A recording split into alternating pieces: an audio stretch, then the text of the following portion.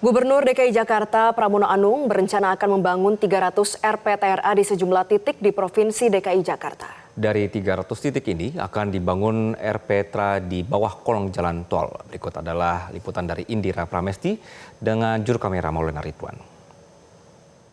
Pembangunan berkelanjutan dan tata kota menjadi program utama dari pemerintah daerah khusus Jakarta di bawah kepemimpinan Gubernur Pramono Anung. Dan saat ini sebagai implementasi dari program tersebut, saat ini Gubernur Pramono Anung mewacanakan pembangunan 300 RPTRA dan dari ke-300 tersebut dibangun di bawah kolong jalan tol, terutama di wilayah Jakarta Utara.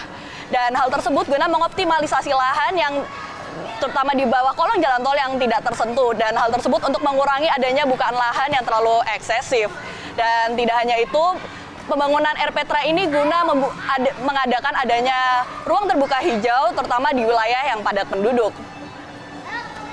Dan saat ini saya akan tunjukkan ada apa saja di RPTRA yang saya kunjungi saat ini. Dan di belakang saya di sini terdapat playground di mana anak-anak bisa bermain, terutama ada perosotan dan ada permainan panjat-panjatan, dan juga di bagian samping lapangan juga terdapat panjat-panjatan sama seperti yang di tempat saya berdiri. Dan di bagian sisi hampir ujung ke lapangan juga terdapat lapangan futsal atau mini soccer yang digunakan oleh anak-anak sekitar untuk bermain bola. Dan saat ini memang sudah ramai. Menurut keterangan dari pengurus, memang anak-anak sudah bermain sejak tadi pagi, melihat dari ini merupakan hari Minggu di mana anak-anak mengalami libur sekolah.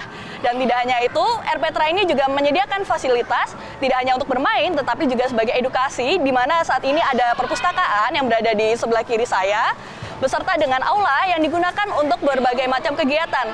Dan saat ini tadi juga sedang berlangsung kegiatan belajar menari.